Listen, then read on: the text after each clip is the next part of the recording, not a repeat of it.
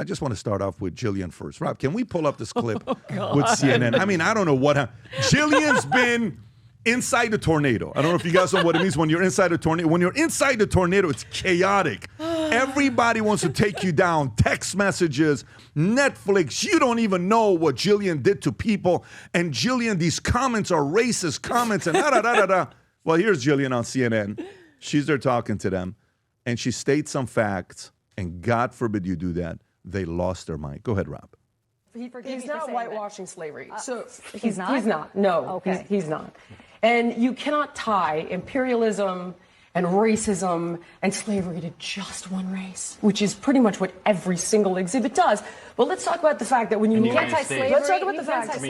Slavery in America was. Do you realize that only less than 2% of white Americans owned slaves? But it was a system of white supremacy. You realize that slavery is thousands of years old? White people were Do you know the slave who owners. was the first race to didn't try realize to this was end controversial. slavery? Okay, Well, what's controversial? I'm very surprised. This is an extraordinary exercise in historical revisionism. I'm really surprised. Do you realize that? Jillian, I'm surprised that you're trying to litigate who was the beneficiary of slavery and I'm who not. was not. What I'm trying to tell you is that in the context of American history. Okay. In the context of American history, what are you saying is incorrect by is saying that it was white cannot- people oppressing black people? Every single thing is like, oh, no, this is all because white people bad.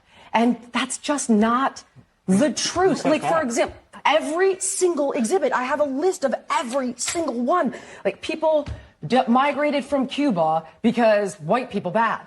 Not because of Castro. Yes, no, it's in there. That's what I'm saying. You don't actually know what's in there. Do you know that when you walk in the front door, the first thing you see is a gay flag? Jillian, you have a lot of stuff in front of you. Yeah, I do, What because I don't, exactly because here's the thing. are you talking about? Okay, I'll give you an example. Yeah, please. There's one called Change Your Game, right? This has been an installation there. Is gender testing fair in sports? Does that, and then it goes on to talk about how it's complex to do gender testing in sports. It's not complex. It's basic science. That's untrue. It's XX chromosome, XY chromosome. That's sports. Is it fair to have biological men competing against biological women in sports? No. But why is this in the Smithsonian? So it's been completely captured. First of all, I don't. And think it's totally partisan. We don't. First of all, we don't have time to litigate all of this. Of course we don't, because then you're going to lose. That's what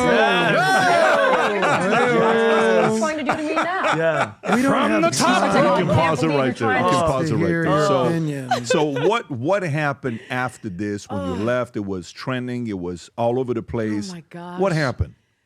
Well, the right basically came out and was like, oh, my God, thank God somebody said something. And there are certain characters on the right speaking out about it. And you guys had an incredible podcast talking about it. But then, of course, the left is like, oh, she's a racist. And she's trying to suggest that whites didn't perpetuate slavery in America and that slavery's good. And I don't know, is completely mischaracterized and manipulated, but on purpose. And then Abby Phillip came out and began lying. And my favorite part is when she goes on Kara Swisher and flat out lies and says, we were just having a conversation about the arts. And she tries to litigate slavery in America. So if you're watching that, Julie Rodzinski calls MAGA racist. She's like, we have to retell history so we don't offend the MAGA base. Mm-hmm.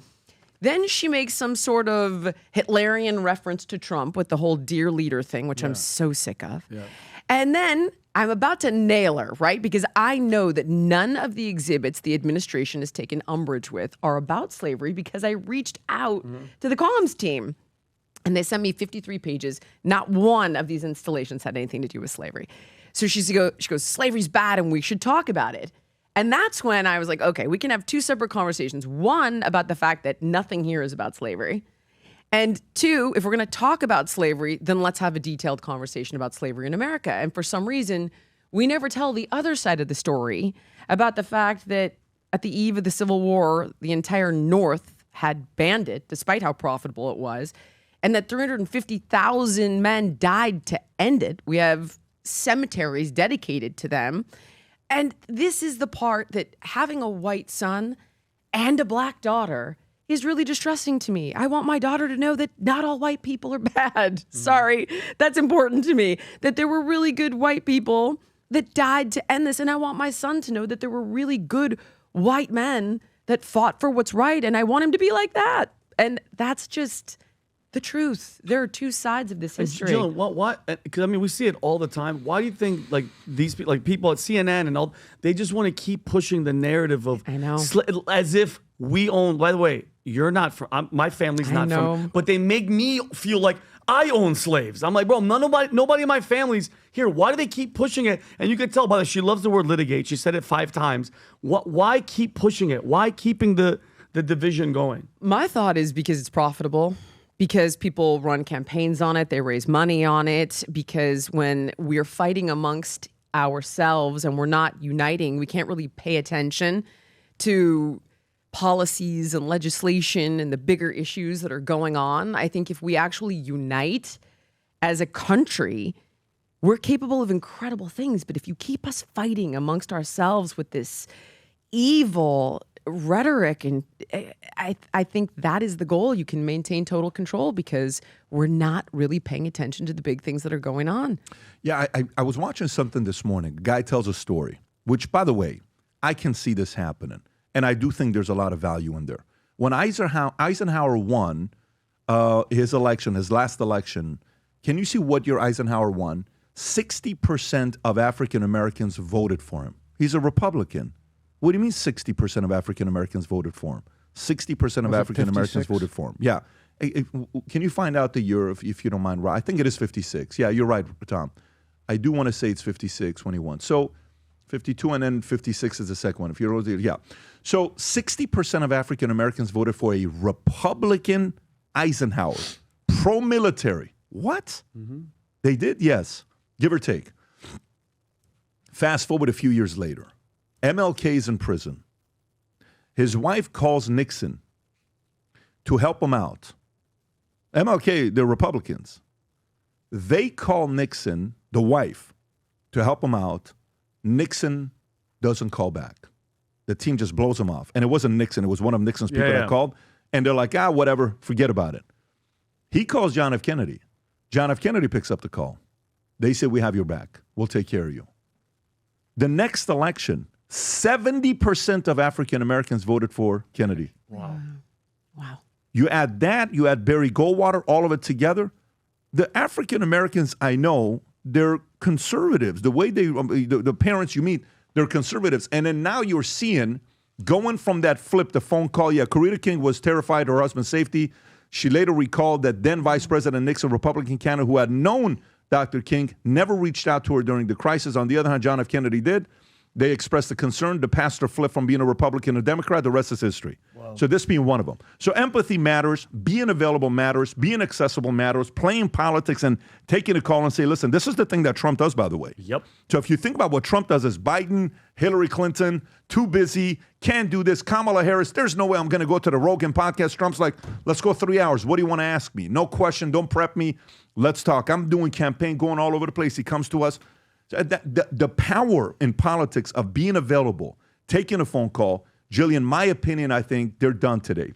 Because when Bill Maher gets up and says, the Jubilee people, they're being criticized. I don't know if you saw the Jubilee founder, the main guy's asking him a question saying, hey, why is it that you guys, the Jubilee community that you go to, they're liberals. They're not Republicans. Right. Most people are like, oh, the Charlie Kirk program or this new conservative thing, Jubilee. It's not at all. They asked him a question and says, how come you guys don't have more liberals to come and debate? And why? He says, not only do they not show up, but because they want us to give the questions for them to go to. Oh, really? So I think the argument, and even the African-American lady that was on Jubilee, they got destroyed when they were on. I don't know if you saw that or not. It was embarrassing.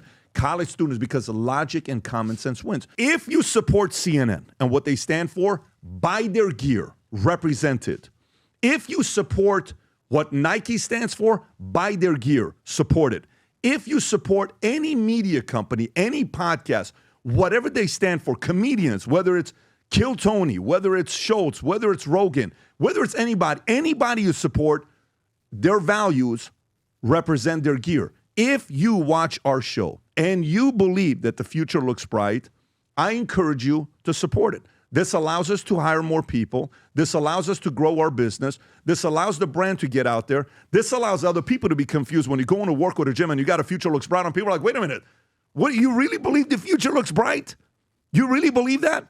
Like, don't you think this should be communistic? No, man, I really believe the future looks bright. Seriously, yeah, you're a little weird. I am. And you're negative. And you're pessimistic, and I'm not.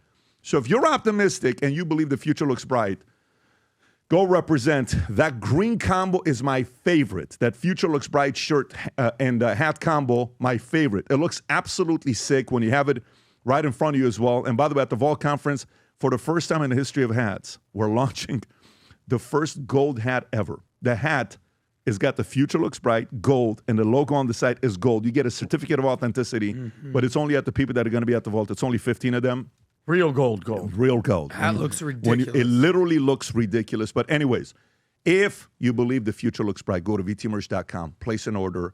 I believe the first 100 people that place an order get a mug or a keychain or some trinkets being sent to you as well. That's the mug that you get, the first 100 to go place the order. So go place your order at vtmerch.com. We'll get that stuff over to you guys. If you enjoyed this video, you want to watch more videos like this, click here. And if you want to watch the entire podcast, click here.